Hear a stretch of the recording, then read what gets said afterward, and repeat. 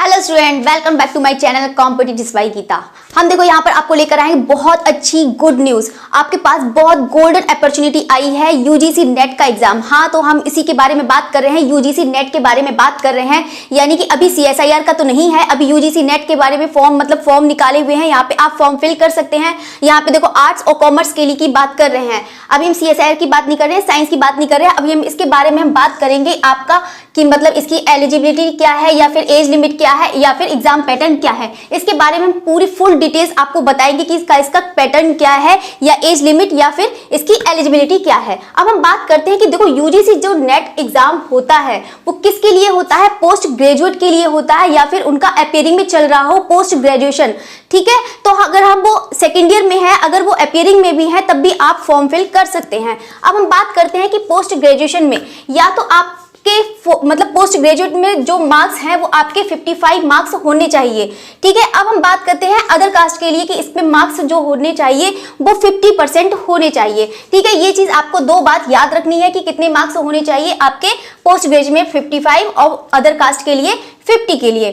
ठीक है, अब हम बात करते हैं इसकी एग्जाम फीस के बारे में। देखो आप जानते ही हैं कि एग्जाम फीस कितनी होगी, जब फॉर्म फिल करेंगे तभी पता लग जाएगा। लेकिन उससे पहले भी मैं बता देती हूँ कि इसकी एग्जाम फीस क्या रखी गई है। जनरल के लिए 1100 यानी 1100 रखी गई है। ईडब्ल्यूएस के लिए आपकी 550 है, 550 मतलब 550 है, और आपका SC ST के लिए 275 यानी कि 275 है। अब हम बात करते हैं यहाँ पे एज लिमिट की, यानी कि इसकी आयु सीमा जो है वो क्या बताई गई है। सब लोग को देखो यहाँ से ज्यादा कंफ्यूजन होता है कि इसकी एज लिमिट के बारे में ज्यादा कंफ्यूजन होता है, लेकिन मैं आपका कंफ्यूजन दूर करने के लिए आपको बताने जा रही हूँ। देखो जो नेट का एग्जाम होता है उसकी कोई भी एज लिमिट नहीं होती है। आप 70 साल के होते तब भी आप फॉर्म फिल कर सकते हैं, 80 साल के हो तब भी फॉर्म भर कर सकते हैं। ठीक है, अब हम बात करते हैं यहाँ पर JRF की। देखो JRF में देखो उन्होंने नेट के लिए तो कोई एज लिमिट नहीं बताई है, लेकिन JRF के लिए एज लिमिट बताई है, और जो एज लिमिट बताई है वो 31 ईयर है। ठीक है, यहाँ पर JRF के लिए 31 ईयर है, लेकिन यहाँ पे एज रिलैक्सेशन भी दे रखा है विमेन के लिए या और फिर SC ST के लिए उन्होंने एज रिलैक्सेशन दिया है। अब एज रिलैक्सेशन के बाद में बात करते हैं, जो उनको विमेन को जो मिलेगा वो 3 ईयर का मिलेगा। अगर वो जनरल की है, अगर वो विमेन है, तो फिर उनको 3 ईयर का रिलैक्सेशन मिलेगा। आप यानी कि 34 साल के अगर हैं तो आप JRF के लिए फॉर्म फिल कर सकते हैं। अगर SC ST की बात करें हम, तो यहाँ पर वो 5 ईयर का हमें एज रिलैक्सेशन मिलता है। तो यानी कि यहाँ पर आप बात कर सकते हैं कि 36 ईयर तक फॉर्म फिल कर सकते हैं। ठीक है, ये दो तो आपको समझ में आ गया होगा कि आपका विमेन का क्या है और अदर कास्ट के लिए क्या है। अब हम बात करते हैं यहाँ पे एग्जाम पैटर्न की बात करते हैं। देखो एग्जाम पैटर्न इन्होंने 2 पेपर होते हैं, एक फर्स्ट पेपर होता है जनरल पेपर। जनरल पेपर सभी के लिए एक जैसा होता है, और इसमें कितने मार्क्स मतलब कितने क्वेश्चंस होते हैं, 50 क्वेश्चंस होते हैं, और एक क्वेश्चन के लिए 2 मार्क्स होते हैं। ठीक है, तो पूरा टोटल इनका 100 मार्क्स का हो जाएगा। अब हम बात करते हैं जो हमारा सब्जेक्टिव होता है, जो हमारा सब्जेक्टिव है पेपर, यानी कि जो सब्जेक्ट पेपर है उसके 100 क्वेश्चन होंगे, और हर एक क्वेश्चन का 2 मार्क्स होंगे।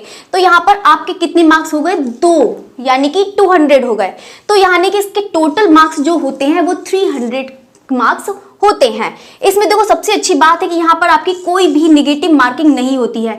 आपको एग्जाम में आपको आराम से आपको तुक्का भी लगा सकते हैं, अच्छे से पढ़कर अच्छे से कर भी सकते हैं। इसके बहुत सारे चांस होते हैं कि आपका एग्जाम क्लियर हो जाता है। अगर देखो TGT का होता है कितनी कम वैकेंसी आती है, KB में भी कितनी कम वैकेंसी आती है, लेकिन आपका पास बहुत अच्छी गोल्डन अपॉर्चुनिटी आई है कि यूजीसी नेट के एग्जाम के लिए आप एग्जाम क्लियर कर सकते हैं। लेकिन देखो यही अगर हम JRF की बात करें तो यहाँ पे 6% मेरिट बनाते हैं।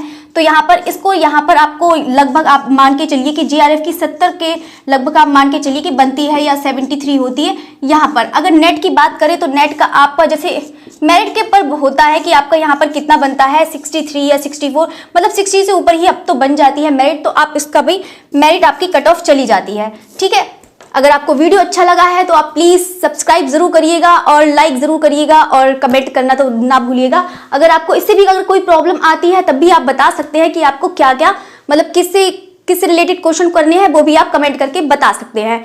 अगर हम बात करें यहाँ पे सब्जेक्ट की, जैसे मेरा सब्जेक्ट है विजुअल आर्ट, तो हम विजुअल आर्ट के बारे में भी पूरा आपका सिलेबस आपको अपलोड कर दिया जाएगा। कल के बारे मतलब कल जो आपको वीडियो मिलेगी वो आपको फुल डिटेल्स में बता दिया जाएगा। पूरा फुल डिटेल्स जो सिलेबस है वो पूरा बता दिया जाएगा। ठीक है, okay, thanks for watching, thank you.